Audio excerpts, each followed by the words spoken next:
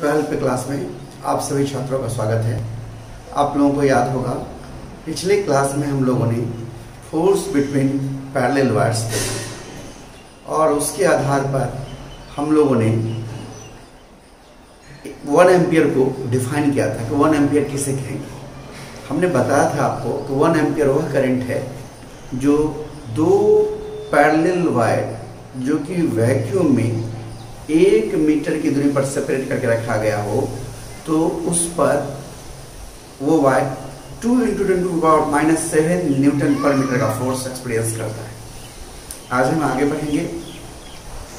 एक छोटा सा बात छूट गया है पीछे, टोरॉइड जानते हैं भी, और उसके बाद हम लोग Faraday law of electromagnetic induction में घुसेंगे। थोड़ा सा पहले टोरॉइड शुरू करते हैं। टोरॉइड क्या होता है?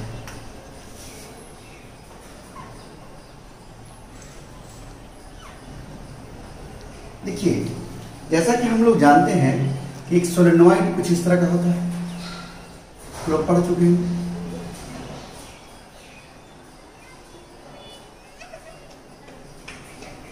अब इस सोलेनॉइड को कुछ इस तरह से मोड़ दीजिए, इसको इसके दोनों किनारों को मोड़ दीजिए, ये कैसा कुछ दिखेगा।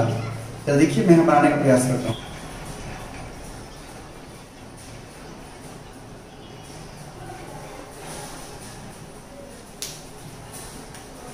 यहां पर हम इसके दो मुंह को मोड़ने का प्रयास कर रहे हैं।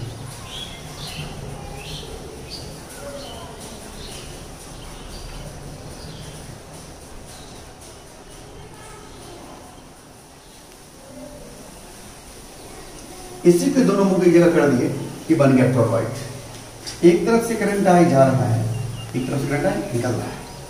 अब देख रहे हैं इस तरह से, ये जो ब्लैक वाला दिख रहा है आपको अंदर भी, ये हमारा क्लोज पाथ है, क्लोज्ड पाथ। एम्पियर्स लॉ के मदद से हम मैग्नेटिक फील्ड टोरॉइड से निकाल रहे हैं। हम अभी टोरॉइड के चलते मैग्नेटिक फील्ड निकाल रहे हैं। तो ध्यान से देखिए, आई है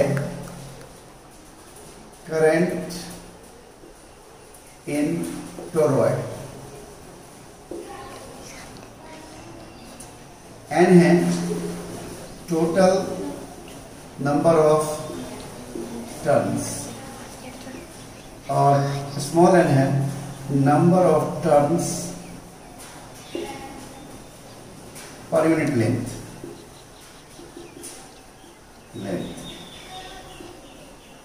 मान लीजिए इस टोरॉइड का रेडियस, ये इसके सिंपल रेडियस अगर आर हो, तो लेंथ ऑफ टोरॉइड कितना हो जाएगा?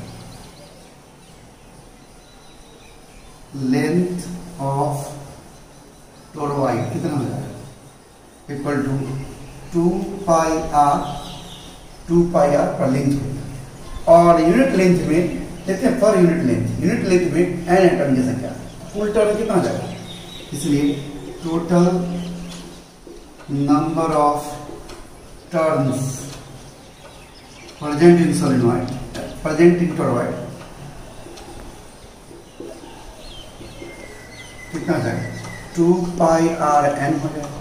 यही कुल टर्म कैपिटल में, यानी 2πrn के बदले हम कैपिटल का इस्तेमाल करेंगे। ध्यान रखिए। अब ध्यान से देखिए, ये हमारा क्लोज लूप है। हम एम्पियर्स लॉ का इस्तेमाल करेंगे। यहाँ देखिए, यहाँ हमने कुछ इस तरह से बनाया है, यानी नीचे में बाहर आ रहा है करंट, अंदर जा रहा है, बाहर आ रहा है, अंदर जा रहा है, बाहर आ रहा है, अंदर। इस तरह से मैंने बनाया कुछ इस तरह से, बाहर आ रहा है, अंदर जा रहा है। कितना बनाएंगे, कचरा हो जाएगा।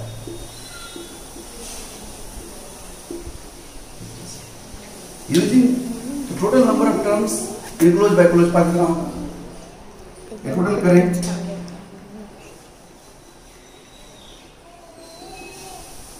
क्लोज्ड बाय क्लोज्ड पाथ कितना होगा? ध्यान दीजिए, टोटल टर्म, तो ध्यान दीजिए, हर एक टर्म में करंट आई, और कुल टर्म की संख्या कितना है? 2πrn, यानी कैपिटल है 2πrn कुल टर्म की संख्या है, और हर टर्म करंट आई, तो कुल करंट कितना होगा?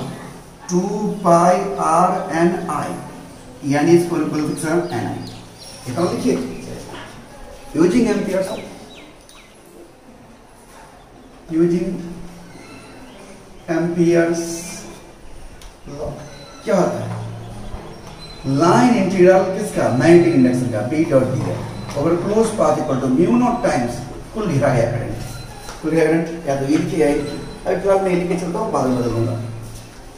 2 पाई आर एन आई, या ऐसा कर देते हैं एन आई लिखते हैं, बाद में इसका मान बदल देंगे या D D L cross 0 degree equal to mu naught N I, यानी B D L equal to mu naught N I, या B into 2 pi R equal to mu naught N I, B equal to mu naught N by 2 pi R into I. ये हो गया हमारा magnetic field induction due to toroid. Toroid क्या है? जब solenoid के दोनों एंड को एक जगह ले आते हैं मोड़ करके एक सर्कल में, तो ये टोरॉइड कहलाता है। ओके, एक्चुअली टोरॉइड भी एक सोलेनॉइड ही है कि दोनों एंड इसका एक पास में है। अब यहाँ पर पुट कर दीजिए, put n equal to 2 pi R small n, क्या होगा? b equal to mu naught गुना 2 pi R N I divided by 2 pi R कर दीजिए, b इक्वल टू क्या हो गया? Mu naught N I. देखिए तो बिल्कुल वही आ गया मैग्नेटिक फील्ड, वही आ गया जो एक लॉन्ग सोलेनॉइड का वैसे था, यानी टोरॉइड में सोलेनॉइड ही एक छूट गया था। अगर एग्जाम में टोरॉइड वगैरह पूछ देगा कभी तो आपको लगेगा गैर सर बताया नहीं, टोरॉइड में सोलेनॉइड ही, इसको नोट कर लीजिए। ओके, तो इधर का करीब करीब सब कुछ हम लोग देख चुके हैं। एक तो छोटी छोटी बातें अगर रह गई होगी तो फिर देखेंगे हम लोग आगे, लेकिन जितनी भी महत्वपूर्ण बातें हैं हम लोगों ने जिक्र कर लिया है। अब हम लोग Faraday law of electromagnetic induction पर चलेंगे, जहाँ से एसी की उत्पत्ति होगी, अल्टरनेटिंग करंट की उत्पत्ति होगी, तो इंडक्शन के जरिए ही एसी प्रोड्यूस होता है। तभी हम लोग Faraday law of electromagnetic induction पर बात करने जा रहे हैं। आइए शुरू करते हैं, हेडिंग बनाते हैं Faraday law of electromagnetic induction.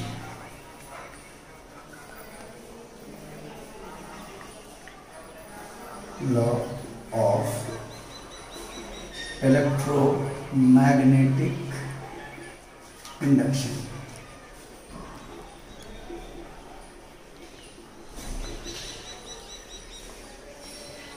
Faraday law of electromagnetic induction. Faraday के बारे में ऐसा कहा जाता है कि फैराडे किसी साइंटिस्ट के लैब में काम करते थे और उन्होंने एक दिन लैब को खोलने वक्त देखा कि एक चुंबक जो कि छत में टंगा हुआ था वो गिरा एक कॉइल के ऊपर, और उस कॉइल में आर्मीटर अटैच था। और देखे कि वो कि जब चुंबक गिरा तो आर्मीटर के नीडल में डिफ्लेक्शन हुआ। उन्हें बहुत आश्चर्य हुई फैराडे को। उन्होंने इस प्रयोग को बार बार करके देखा, माइकल फैराडे इस प्रयोग को बार बार करके देखा। फिर वो सोचने लगा कि ऐसा नीडल में डिफ्लेक्शन क्यों होता है, और यहीं पर से उन्होंने सोच करके Faraday law of electromagnetic induction दिया, जो आज के वर्तमान में हम लोग जो घरों में बिजली इस्तेमाल करते हैं उसके उत्पादन का एक बड़ा तरीका बना। आइए जानते हैं। पहले देखते हैं कि फैराडे ने क्या देखा था, किस प्रकार का चीज देखा था। उन्होंने देखा था क्या, तो हम लोग इस Faraday law of electromagnetic induction में उसी प्रयोग को देखते हैं एक बार। ये देखिए, ये एक चुंबक है,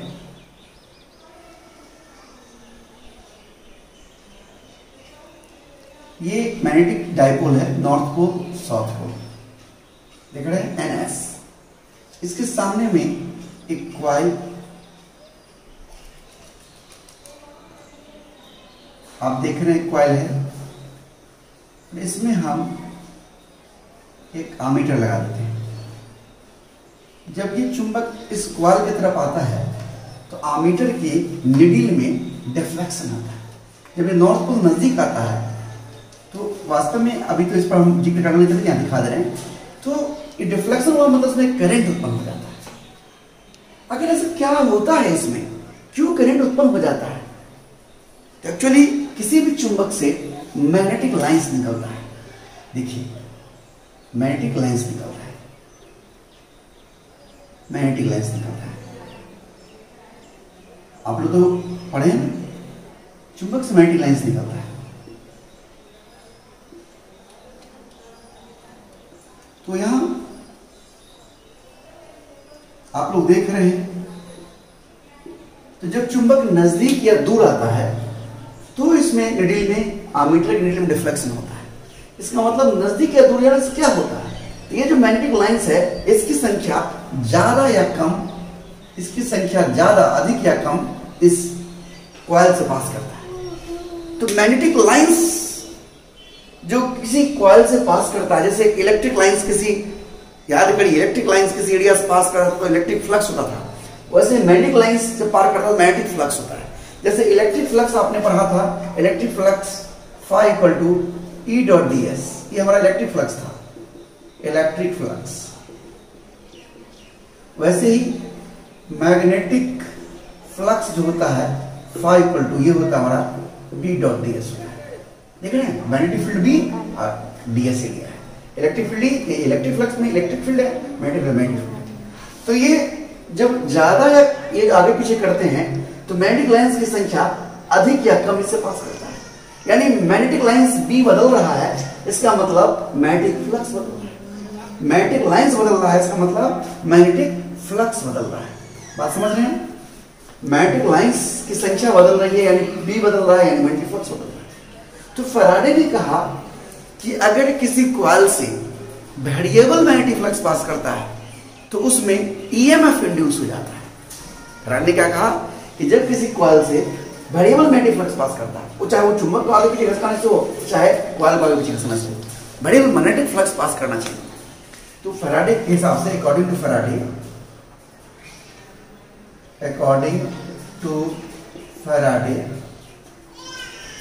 when variable magnetic flux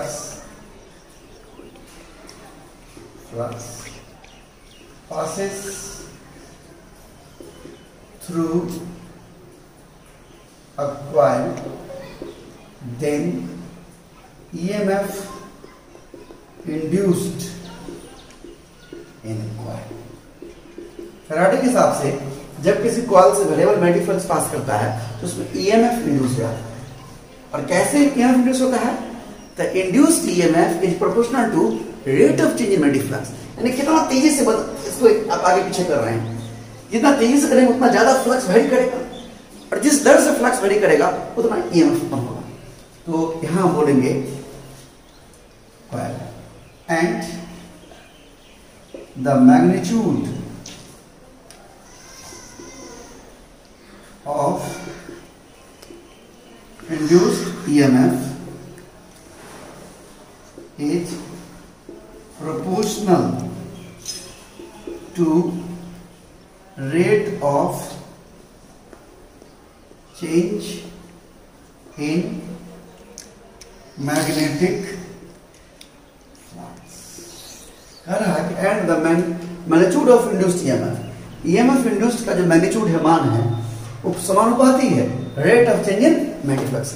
magnetic flux किस दर से बदलता है उसके समानुपाती, rate of change in magnetic flux, that is induced EMF E proportional है rate of change magnetic flux के, यानी delta phi by delta T. यहाँ डेल्टा फाई जो है फेयर क्या है, फेयर डेल्टा फाई है change in magnetic flux during time interval delta। देख रहे हैं, इसको हटाया जाए प्रोपोर्शनल चिन्ह को तो क्या हो जाए, इसीलिए E इक्वल टू, ये प्रोपोर्शनल से हटेगा तो constant K delta phi by delta T, या E इक्वल टू, अब यहां से देखिए SI सिस्टम में K का मान 1 माना गया है। In SI system K equal to 1 ये माना गया है ज्योमेट्री। माना हुआ है, इसलिए E इक्वल टू क्या होगा, delta phi by delta T. ये हमारा एवरेज इंड्यूस्ड ईएमएफ है, ये हमारा यहां लगा देता हूं, दैट इज एवरेज, जो कम हो रहा है, that is average, average induced EMF. Average है तो यहां पर एक बार लगा देते हैं, तो ये हमारा एवरेज इंड्यूस्ड ईएमएफ है। अब हम चाहें ठीक टी समय पर कितना ईएमएफ इंड्यूस है, तो डेल्टा टी समय के बीच है, समय का अंतराल है, कुछ है, गैप है, ठीक टी समय पर, यानी instantaneous induced EMF equal to limit delta T tends to 0 delta phi by delta T, इसलिए E इक्वल क्या होगा, D phi by D T. ये हमारा इंड्यूस्ड ईएमएफ। आप लोग जो बुक में देखेंगे यहां देखेंगे माइनस साइन लगा होगा। एक्चुअली लेंज ने उस माइनस साइन के बारे में अपना विचार दिया था। वो माइनस साइन एक्चुअली इसमें जो ईएमएफ इंड्यूस हुआ, आपने देखा होगा, यहां मैंने करंट का दिशा, यहां पर मैंने करंट की दिशा ऐसे दिखाया, ऐसे हो सकता है, इधर भी हो सकता है, तो कब इधर होगा या कब ये इस तरफ होगा, यानी कब ये देख रहे हैं आप ऐसे होगा या कब ये ऐसे होगा, ये बात निर्भर करता है, ये बात निर्भर करता है कि चुंबक नजदीक जा रहा है कि दूर जा रहा है, कौन सा पोल नजदीक जा रहा है, कौन सा पोल दूर जा रहा है, इस पर निर्भर करता है। बात समझ रहे हैं? तो उस हिसाब से वो माइनस चिन्ह आता है।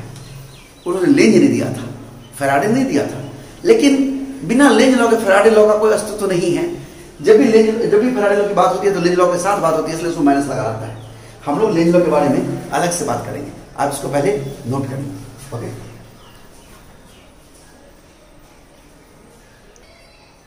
तो अभी आपने देखा था कि किस प्रकार से फैराडे ने बताया कि किसी कॉइल में ईएमएफ इंड्यूस क्यों होता है।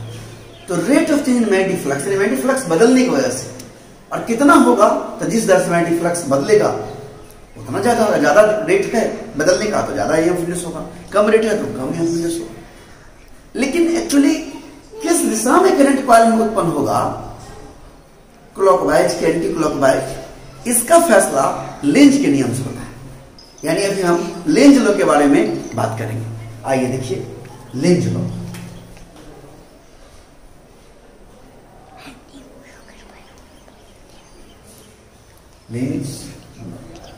लेंज का नियम, लेंज लॉ कहता है कि किसी भी कॉइल में ईएमएफ मैग्नेटिक फ्लक्स के बदलने की वजह से होता है, लेकिन इंड्यूस्ड ईएमएफ का डायरेक्शन इस बात पर निर्भर करता है कि कौन सा कारण है जिसके वजह से कॉइल में ईएमएफ उत्पन्न हो रहा है, उस कारण का ये विरोध करेगा। मैं अपनी बात को एक बार फिर से स्पष्ट कहता हूं। लेंज के अनुसार किसी कॉइल में इंड्यूस्ड ईएमएफ का डायरेक्शन कुछ इस प्रकार होता है कि वह हमेशा उस कारण का विरोध करता है जिसके वजह से वो उत्पन्न होता है। Lenz law states that when EMF induced in a coil, then the direction of induced EMF is such a way that it always opposes the cause responsible for production of EMF. तो देखिए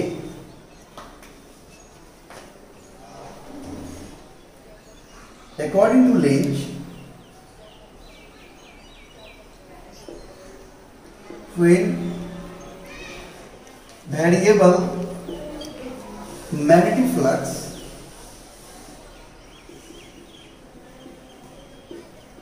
passes through a coil, then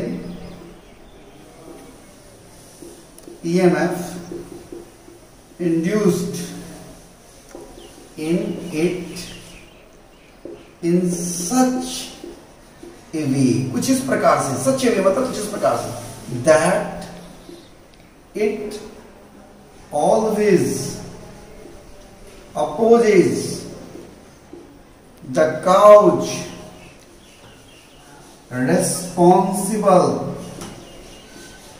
for production of EMF. देखिए मैंने भी क्या लिखा है, मैंने ये कहा है कि लेंज के अनुसार व्हेन वेरिएबल मैग्नेटिक फ्लक्स, जब बदलने वाला magnetic flux passes through equal, किसी पास करता है, तो ईएमएफ इंड्यूस्ड इन इट, तो इसमें इस मतलब ईएमएफ इंड्यूस्ड इन इट मतलब कॉइल में, ईएमएफ इंड्यूस्ड इन कॉइल में लिख सकते हैं, मैं यहां लिख देता हूं EMF induced in coil, induced in coil in such a way, कुछ इस प्रकार से, in such a way that it always opposes, यह हमेशा विरोध करता है, द कॉज, वो कारण, responsible for production of EMF, जो कि ईएमएफ उत्पादन के लिए जिम्मेदार है। आप सोच रहे हो ये बात कैसे कहा है सर? देखिए इस बात को मैं समझाता हूं। आप लोग गौर किए होंगे, मैंने एक दिन कहा था कि किसी भी करंट कैरिंग कॉइल का एक पोल एक तरफ नॉर्थ पोल की तरह बिहेव करता है और दूसरी तरफ साउथ पोल की तरह बिहेव करता है। हमने कहा था कि जिधर करंट आपको एंटी क्लॉकवाइज डायरेक्शन में दिखे वह सतह नॉर्थ पोल की तरह बिहेव करता है, और जिधर करंट क्लॉकवाइज डायरेक्शन दिखे वो साउथ पोल की तरह बिहेव करता है। यानी हर एक करंट कैरिंग कॉइल चुंबक के नॉर्थ या साउथ पोल की तरह बिहेव करता है। अब आइए यहां पर देखते हैं। देखिए जैसे ये मैंने एक कॉइल बनाया फिगर में,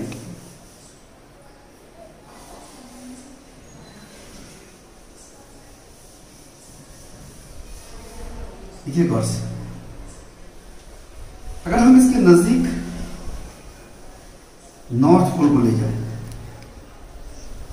जब नॉर्थ पोल नजदीक जाएगा तो इस कॉइल के यानी नॉर्थ पोल के सामने में जो कॉइल का फेस होगा वो इस नॉर्थ को अपने नजदीक आने से रोकेगा, और रोकने के लिए ये कॉइल का सामने वाला फेस भी नॉर्थ पोल बन जाएगा, तभी नॉर्थ टू नॉर्थ रिपल्सन होगा।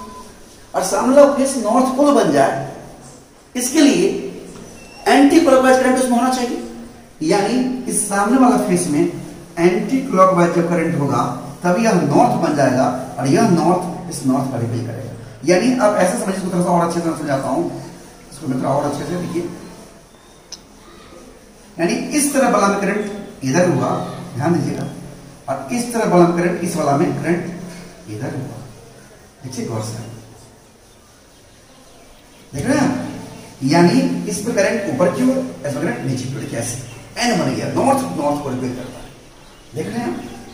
वहीं पर अगर आप नॉर्थ पोल को दूर ले जाएंगे, यहां बगल में बना दिखाता हूं,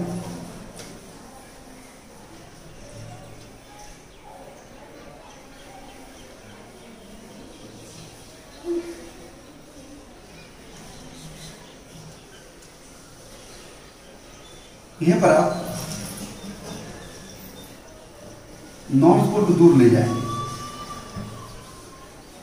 तो नॉर्थ को दूर जाने की वजह से इसमें मैग्नेटिक फ्लक्स वैरी करेगा, बदलेगा इस पर, तो मैग्नेटिक फ्लक्स वैरी करेगा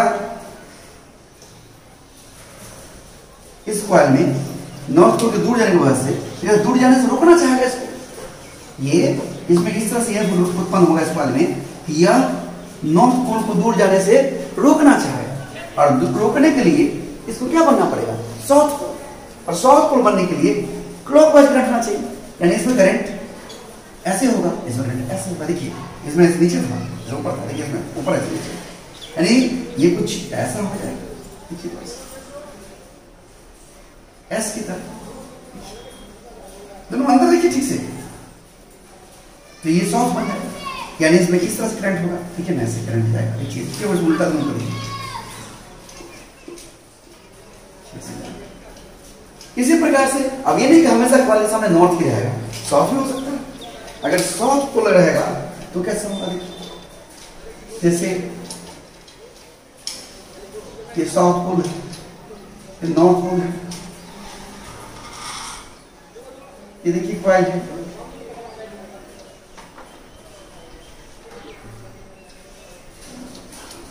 देखिए अब साउथ पोल मान लीजिए नजदीक जा रहा है, तो साउथ नजदीक जा रहा है, तो इस कंडीशंस में नजदीक आने का रोकना चाहेगा, नजदीक जाने के बाद से फ्लक्स बदल रहा है, तो ये सामने वाला साउथ बनेगा, साउथ में रिपल्सन होगा, और साउथ बनने के लिए इसमें करंट क्लॉकवाइज होगा, यानी ऐसे होगा, इसमें करंट ऊपर की ओर और इसमें करंट नीचे की ओर। इसी प्रकार से अगर दूर जाएगा तो क्या होगा, अलग अलग फिगर है, आप ये मत समझ लेना, ये दोनों अलग अलग फिगर है, ये इधर है, ये इधर है। देखिए अगर ये दूर जाए, दूर जाने की वजह से फ्लक्स बदलेगा, तो ये उसका विरोध करेगा, ये उसका विरोध करेगा कि भाई दूर नहीं जाओ, तो दूर नहीं जाओ तो इसको बनना पड़ेगा ना नॉर्थ, तो ना दूर जाना सोचेगा। नॉर्थ बनने के लिए इसमें एंटी क्लॉकवाइज, सामने वाले फेस में, यानी एंटी क्लॉकवाइज बनने के लिए इसमें नीचे और इसमें ऊपर, यानी नीचे कौन से, इसमें नीचे और इसमें ऊपर। देखें वो एक्चुअली लेंज लॉ जो है वो वास्तव में एनर्जी कंजर्वेशन का कॉन्स्टिट्यूएंस है, ध्यान दीजिएगा। तो यहां पर हम सबसे पहले ये बात कर दें कि in the view of Lenz law, in the view of Lenz law, Faraday law becomes E equal to EMF E है, EMF E इक्वल टू माइनस डी फैराडे। ये माइनस हम बता रहा है अपोजिट नेचर को, विरोध करने के नेचर को, जो कि फैराडे लॉ में नहीं था। फैराडे माइनस वन कोई बात नहीं किया था, लेंज किया था। वास्तव में लेंज लॉ एनर्जी कंजर्वेशन का कॉन्सिक्वेंस है। Actually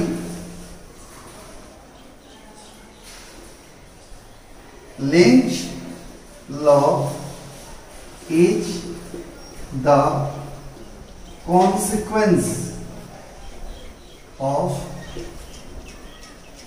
energy conservation। Energy conservation का कॉन्सिक्वेंस, एनर्जी कंजर्वेशन का प्रतिफल है। यानी एग्जाम में बोर्ड में पूछता भी है कि बताइए लेंज लॉ जो है वो कैसे एनर्जी कंजर्वेशन है, तो ये पूरा एक क्वेश्चन पूछता है कि लेंज लॉ को डिफाइन करिए और एनर्जी कंजर्वेशन को प्रूफ करिए। तो इसके बारे में हम लोग बात करेंगे, आप इसको नोट कर लीजिए।